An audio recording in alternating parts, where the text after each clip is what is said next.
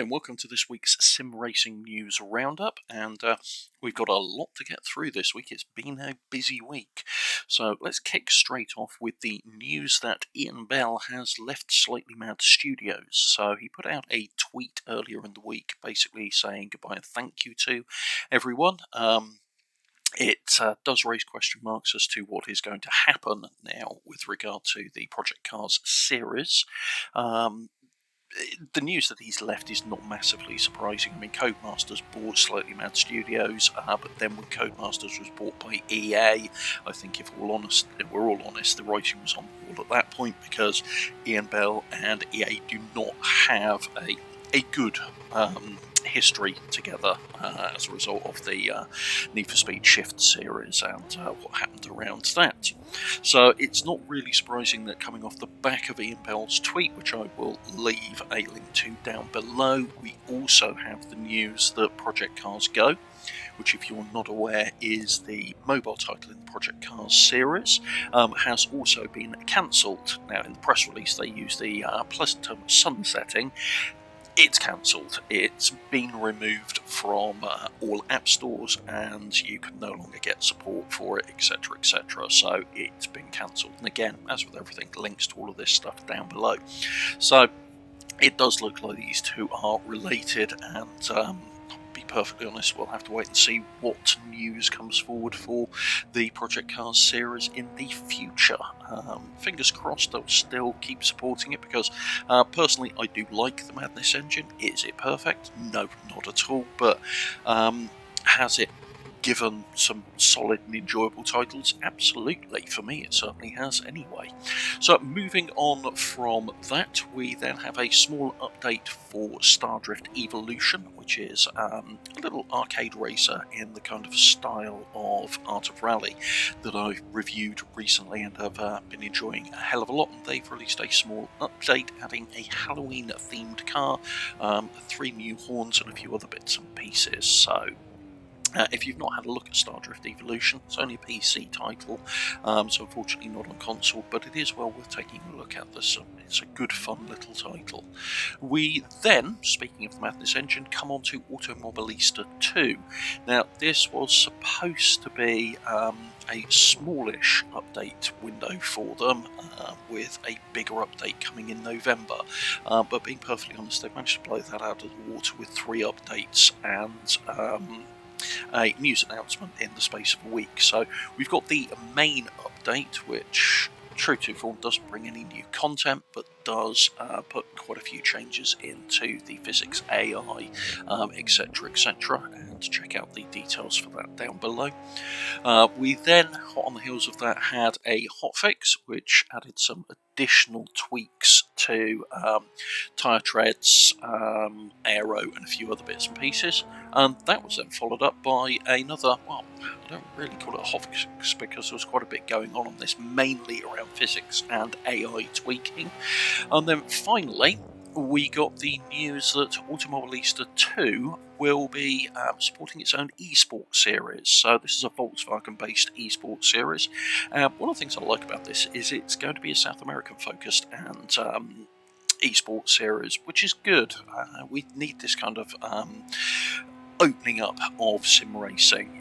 It's very often focused around the North America, Europe, Japan type mindset, and it's good to see that AMS and VW are supporting some South American stuff, because there's some damn good tracks and damn good racing comes out of South America. So they'll be supporting that with 2 cars.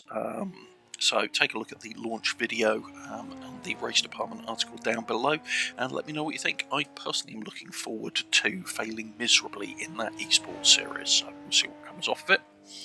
We then have what is arguably the big news of the week, and that is that Forza Horizon 5 has launched. Well, it launches today if you've got early access, which I do, but I can't get access to it at the moment because I'm on Steam, and Steam releases slightly later in the UK than it does on console. If you don't have early access, then it releases on the 9th, which is next week. But whichever way, there is a TV ad launch trailer that's been put out for this, and I'll link to that down below. It's slightly enjoyable in a cheesy kind of way, but if you are still waiting for Forza Horizon 5 to unlock or for its release next week, go take a look at that. It might keep you going until then. We've then had a really good update for Wreckfest. Now, it's a tournament update, so one of the monthly ones that they put out, which changed the theme of the tournament and add, in most cases, temporary new content or fun stuff into it. But this has added in Rally Trophy stage and tweaked a couple of the vehicles that you can then earn and unlock. The Rally Trophy stage is really nice because it's a kind of 20th anniversary homage to Rally Trophy, which was one of, if not Bugbear's first titles, and it's a really good addition. It instantly becomes the longest track stage circuit, whatever you want to call it, in Wreckfest. And the good news for this is it's not just around for the duration of the tournament, but this is new content that's been added in, so that's really, really good to see. So if you've not checked that out, strongly recommend that. Well worth checking out, in all honesty. We've then had a couple of new trailers land for Gran Turismo 7, one looking at the livery editor, so these part of the behind-the-scenes themed videos that they're basically pushing out thick and fast for GT7 at the moment. So yeah, we've got the livery editor, and the second one following that up is a look at Scapes, which is kind of the high-tech weird mixture of in-game footage and real-life photographs and lighting that started in Gran Turismo Sport, and fairly obviously it was always going to be carried over into GT7. Apparently they are at least doubling the number of Scape locations and in background images for GT7. So watch out hard drive, because those take up a fair amount of space, being perfectly honest. We've then got some DLC for Hot Wheels Unleashed, which is the Bifocal T2. Oh god, I was worried about pronouncing that damn thing.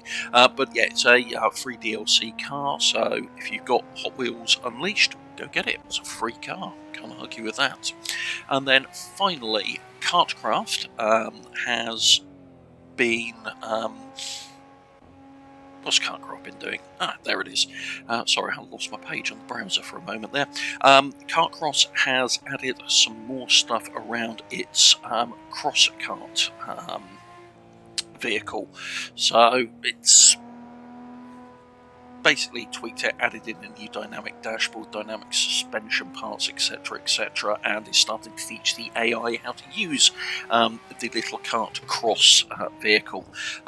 So KartKraft it's a really enjoyable kart simulator. It's one of the most accurate kart simulators out there for my money.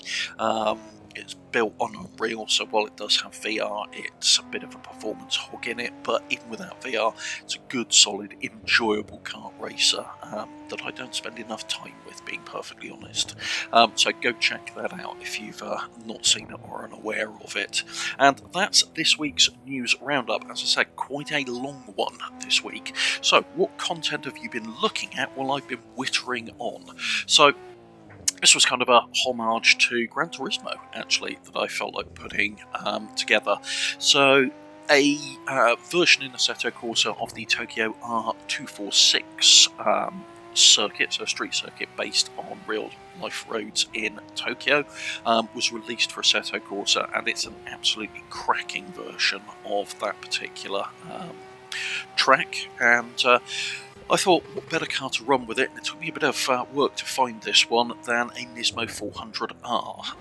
The Nismo 400R is one of my favourite Gran Turismo cars of all-time period. It's just one of those cars that you drive in a sim and you fall in love with. And for me, driving that way back when in Gran Turismo, I can't remember what version of it was even, really I did absolutely love the car and have done ever since. So finding a fairly decent version of it for Assetto Corsa was great, and this is a pretty solid version. Do note the wipers don't work in it, but everything else is functional, and it drives really nicely as well. So yeah, it was just a really good combo, and I couldn't help doing some editing work and putting together some faux VHS footage for this, because being perfectly honest, it just seemed to match the theme so well. The Gran Turismo from back in the 90s. So yeah, that's this week's roundup. If you've enjoyed this, please do hit the like button, and if you want to see more content like this, please do subscribe to the channel and hit the bell icon to be notified when new content gets uploaded. Thanks very much. Take care. Bye.